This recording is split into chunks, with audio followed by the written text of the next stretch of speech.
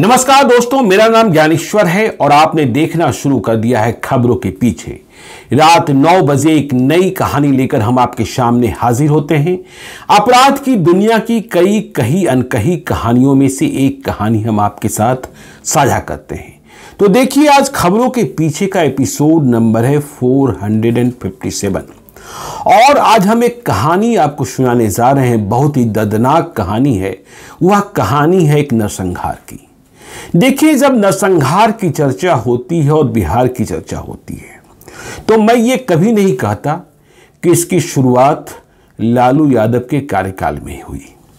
इसकी शुरुआत, या यूं कहें कि इसका निरंतर नरसंहार का सिलसिला कांग्रेस के राजपाट से ही चला आ रहा था।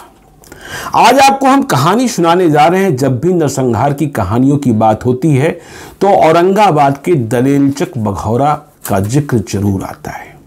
राजपूतों का गांव है। मदनपुर थाना क्षेत्र तब था और यह कहानी है 29 मई 1987 का। देखिए, तब मैं पत्रकारिता में नहीं आया था पूर्ण रूपेण, लेकिन जब मैं बाद में आया और मुझे लगा कि क्राइम रिपोर्टिंग मुझे करनी है तो मैंने कई पुराने नरसंहारों को समझा था और उनकी कहानियों को अपनी डायरी में कलमबंद किया था। डायरी के उन्हीं पन्नों से आज आपको हम कहानी सुनाते हैं। तो देखिए, 29 मई 1987 को बिहार के मुख्यमंत्री बिंदेश्वरी दुबे थे, कांग्रेस के। डॉक्टर जगन्नाथ मिश्रा को हटाकर बने थे। डॉक्टर जगन्नाथ मिश्रा असंतुष्ट हो गए थे, राजीव गांधी से भी नाराज रहने लगे थे। तब कांग्रेस में राजीव गांधी ही सब कुछ थे। तो देखिए, जो कहानी है दलेलचक बघौरा की, इसे छोटकी छेछानी का बदला भी कहा जाता था। लेकिन पहले हम आपको नरसंहार के दिन की, मतलब नरसंहार तो रात को हुआ था, उस कहानी को साझा करते हैं। 29 मई 1987 रात के 8 बजे के करीब मदनपुर थाना जो औरंगाबाद में है, उससे कोई 4 किलोमीटर की दूरी पर ही ये दोनों गांव दलेलचक और बघौरा, ये दोनों गांव राजपूत जाति के लोगों का गांव, मतलब वर्चस्व।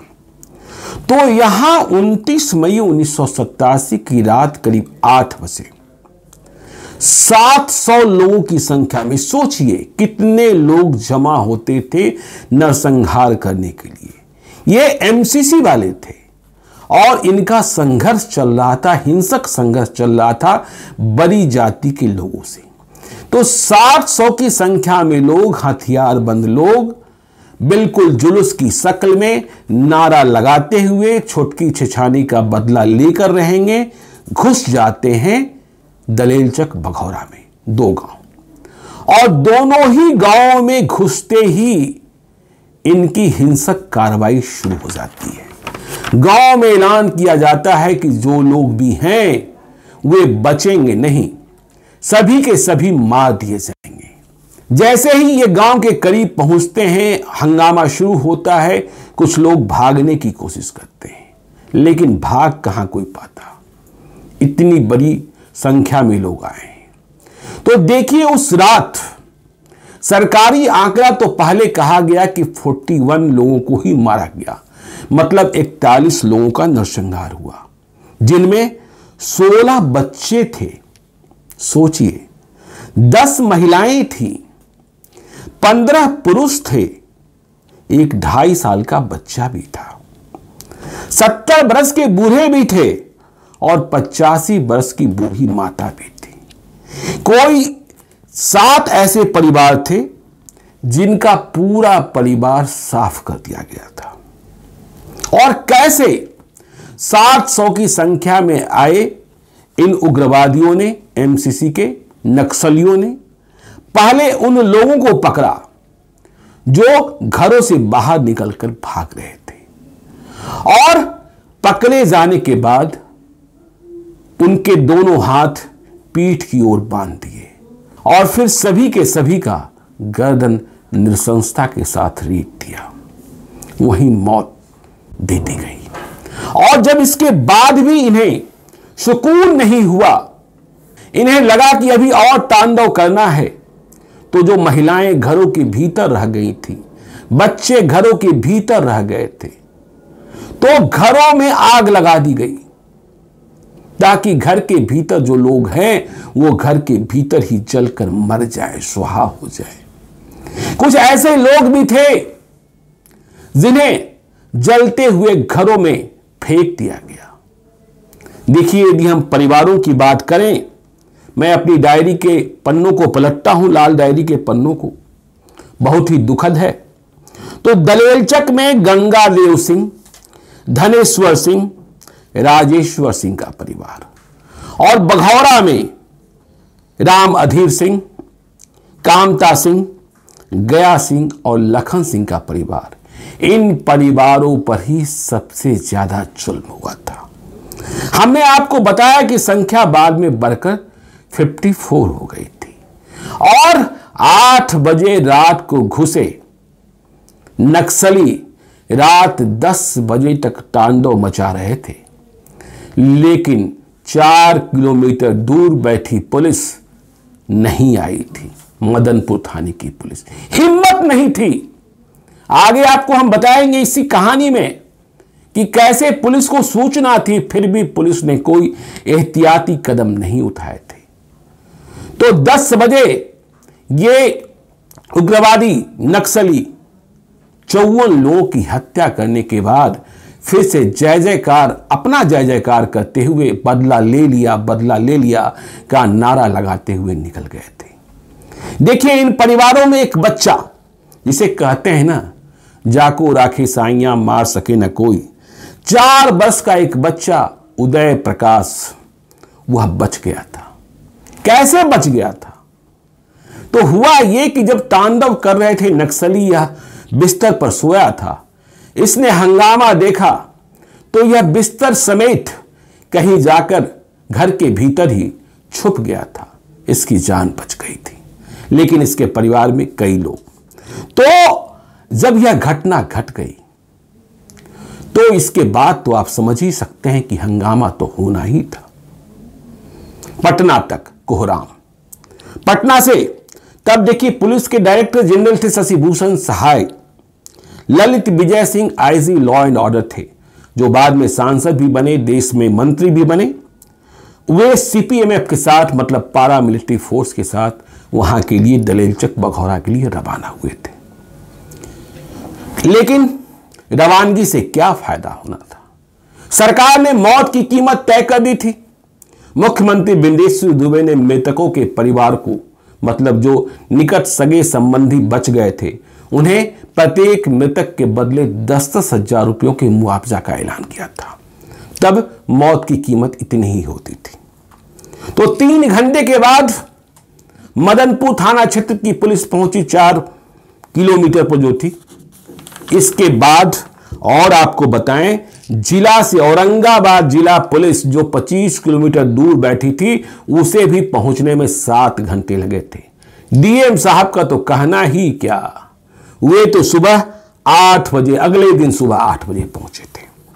अब जब ये हंगामा हुआ तो अगले दिन मुख्यमंत्री भी पहुंचे, बिंदेश्वर दुबे भी, और विपक्ष के नेता कर्पूरी ठाकुर हुआ करते थे, वे भी दिल्ली से सीधे आए और गांव का दौरा किया। जब मुख्यमंत्री बिंदेश्वर दुबे के आने की बात हुई तो इन दोनों गांवों में जाने के लिए ठीक से सड़क भी नहीं थी। प्रशासन सड़क, मतलब मुख्यमंत्री के जाने लायक मार्ग बनाने में लग गया था, प्राथमिकताएं बदल गई थी। और जब 30 मई 1987 को मारे गए इन लोगों की लाशों का अंतिम संस्कार हो रहा था, तो समझ सकते हैं क्या माहौल रहा होगा, कैसी गमी रही होगी। हजारों की संख्या में लोग वहां मौजूद थे जो इस तांडव को देख रहे थे। कई लोग लाश चिता को प्रणाम कर टीका लगा रहे थे। टीका किस बात का लगा रहे थे? बदले का टीका लगा रहे थे। तो अब समझिए, इस बात को राजनीति तो होनी ही थी।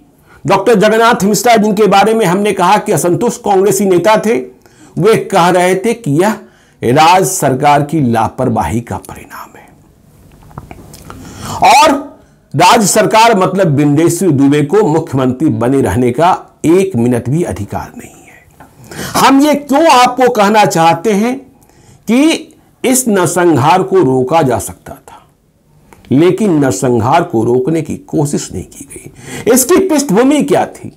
देखिए, हमने इस कहानी के प्रारंभ में भी बताया कि नक्सली कह रहे थे छोटकी छेछानी का बदला लेंगे। तो छोटकी छेछानी एक और गांव औरंगाबाद का, औरंगाबाद में नक्सलियों का तांडव और साथ में बड़ी जाति के लोगों के साथ संघर्ष।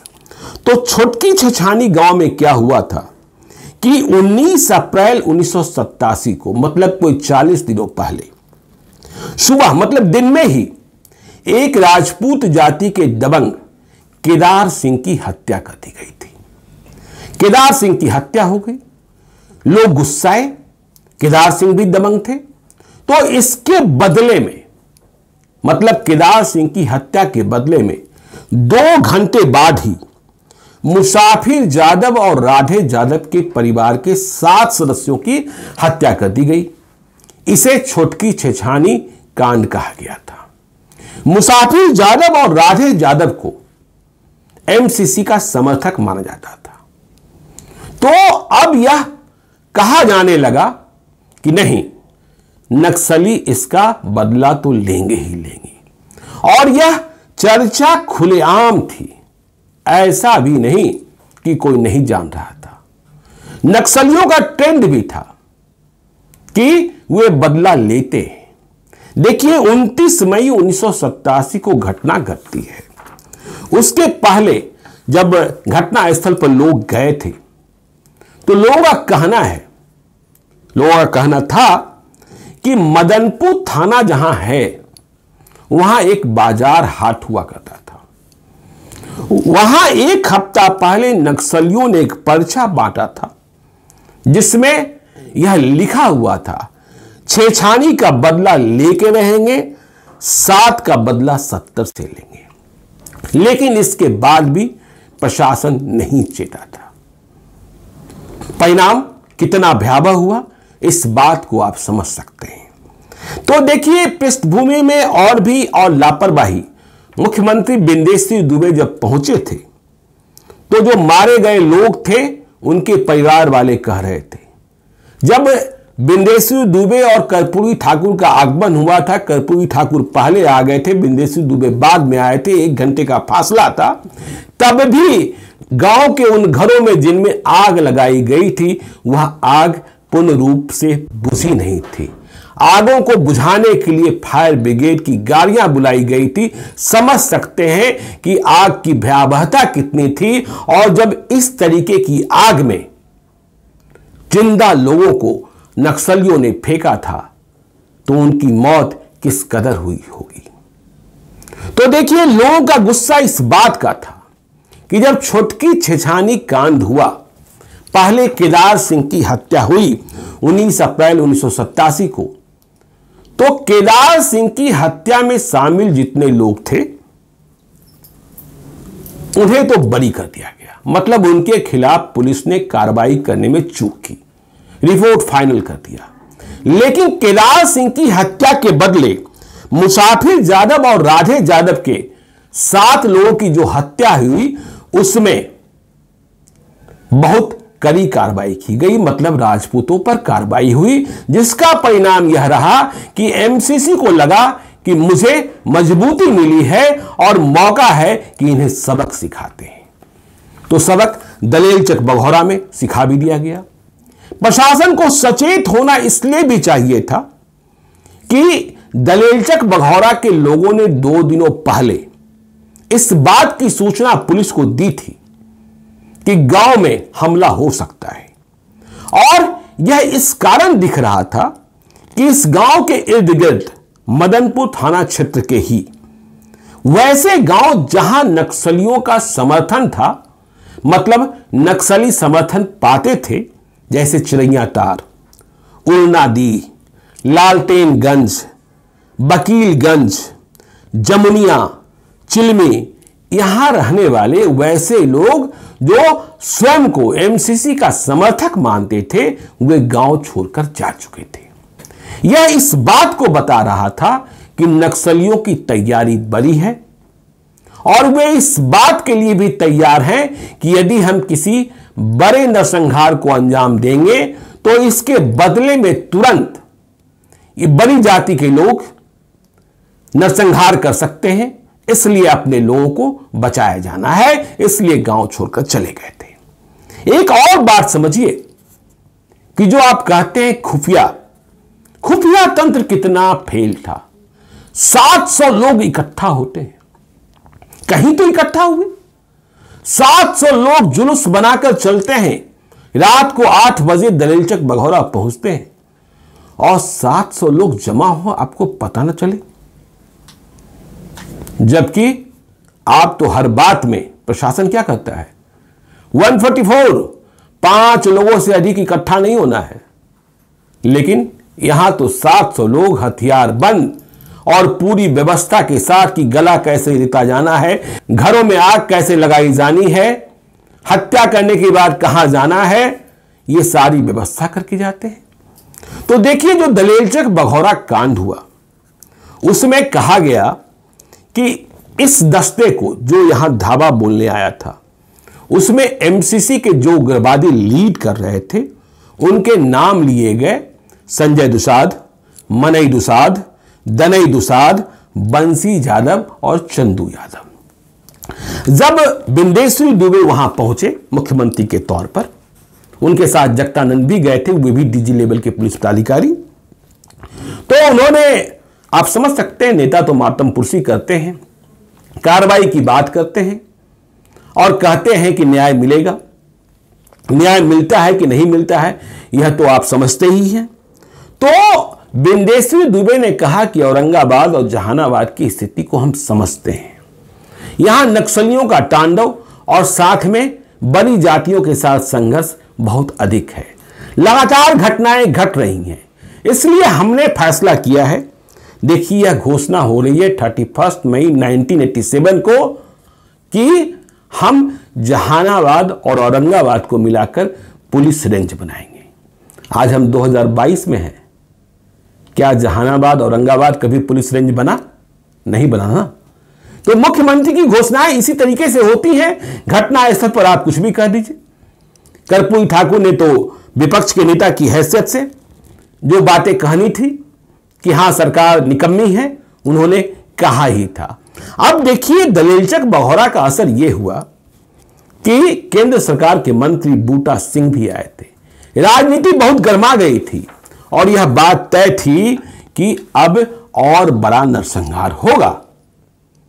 जो मारे गए लोग थे, उनके परिवार वाले जो बचे हुए थे, और फिर वैसे लोग जो नक्सलियों से लोहा ले रहे थे। ऐसा नहीं था कि सिर्फ एमसीसी ही नरसंहार कर रहा था, एमसीसी वाले तो यह भी कर रहे थे कि वे कचहरियों में घुसकर जो बड़ी जाति के या यूं कहें कि जमीन के मालिक थे, उनकी हत्याएं करते थे और कहते थे कि हम गांव में सामाजिक सत्ता स्थापित करना चाहते हैं। खैर, उनकी नीति, खूनी संघर्ष की बातें।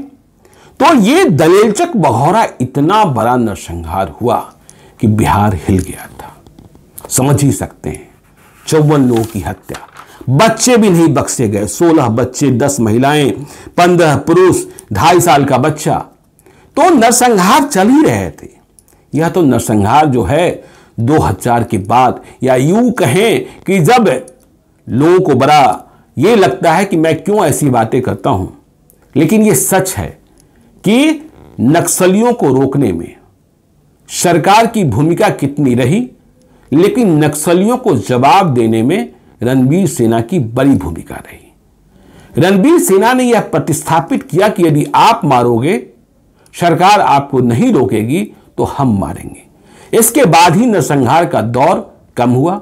फिर बिहार में सत्ता परिवर्तन हुआ, इसके बाद सरकार ने नई नीति पर काम किया, तो जाकर थोड़ी शांति हुई। अब तो इस तरीके के नरसंहार नहीं होते हैं और होने भी नहीं चाहिए। तो दलेलचक बघौरा की कहानी आज आपको हमने सुनाई है। इसी तरीके की कहानियां लेकर हम आपके सामने हाजिर होते रहते हैं। आप देखते रहिए खबरों के पीछे को। यदि अब तक आपने हमारे YouTube चैनल खबरों के पीछे को सब्सक्राइब नहीं किया है तो जरूर कर लीजिएगा, और यदि इस वीडियो को फेसबुक पेज के माध्यम से देख रहे हैं तो पेज को लाइक कीजिएगा। एक और अनुरोध, यदि आप मुझसे कोई कहानी सुनना चाहते हैं, मुझे कोई कहानी बताना चाहते हैं, कोई भूल सुधार चाहते हैं या सीधे तौर पर संपर्क करना चाहते हैं तो आप हमें gyaneshwarlive@gmail.com पर मेल कर सकते हैं। मेल करते वक्त आप अपना नंबर भी जरूर लिखकर भेजिए, जरूरत होने पर हम आपसे संपर्क करेंगे। आपकी पहचान को हम तब तक गोपनीय रखते हैं जब तक आपसे अनुमति न प्राप्त कर लें। तो आज के लिए इतना ही, हमें दीजिए इजाजत। मिलते हैं एक नई कहानी के साथ बहुत जल्द। धन्यवाद।